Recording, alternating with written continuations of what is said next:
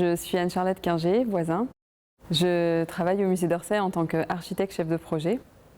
Ça fait maintenant 5 ans que je suis au musée d'Orsay. Je m'appelle Christelle Weiss, je suis architecte du patrimoine et je travaille au musée d'Orsay et au musée de l'Orangerie depuis maintenant 2 ans et demi.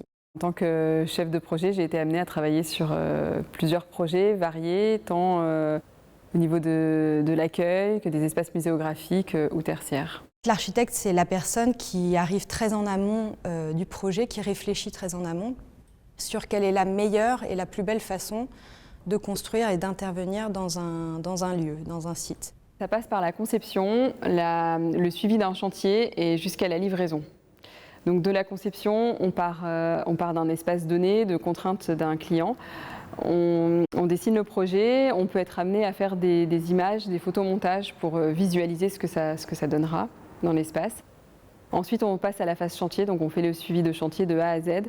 On est le chef d'orchestre et on interagit avec toutes les entreprises jusqu'à la livraison. La livraison, c'est donc le moment important où on vérifie toute la conformité de ce qu'on a dessiné, avec également la réglementation et les contraintes qu'on a eues au départ. Dans notre métier d'architecte, on travaille principalement en plan, on travaille sur des logiciels qui nous permettent justement de redessiner en fait les espaces.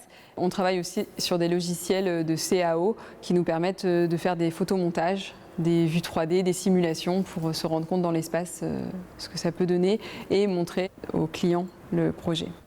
Le fait de travailler aussi dans un musée, ça implique aussi des contraintes très fortes en termes de chantier, puisque en fait, le public doit pouvoir continuer à visiter les collections. Donc ça veut dire qu'il faut travailler très en amont le planning avec l'ensemble de tous les intervenants du musée. L'avantage, c'est qu'on est sur place, on peut réagir vite à une problématique sur un chantier, on peut aller voir les entreprises rapidement.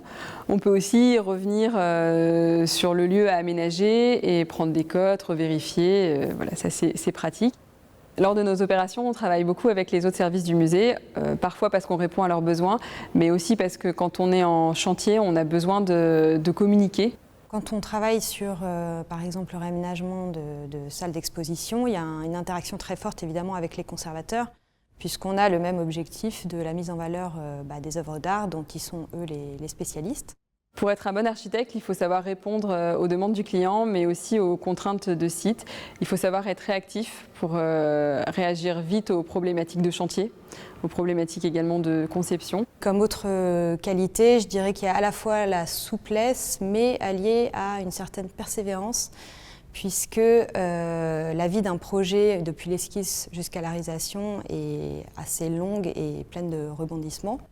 On peut avoir à réadapter le projet pour des questions d'usage, même en phase d'étude, ou des questions techniques. Et du coup, là, le rôle de l'architecte est important parce qu'en fait, c'est la seule personne finalement qui a une vision globale de tous les aspects du projet. Alors là, on se situe dans l'espace des expositions temporaires amont. Donc c'est le dernier espace qui a été rénové pour accueillir les nouvelles expositions temporaires. La particularité de cet espace, c'est qu'on a donc conçu l'aménagement, conçu l'espace d'exposition temporaire et on a eu la chance par la suite de créer la scénographie. La dernière spécificité, ce sont les cimaises antivibratiles.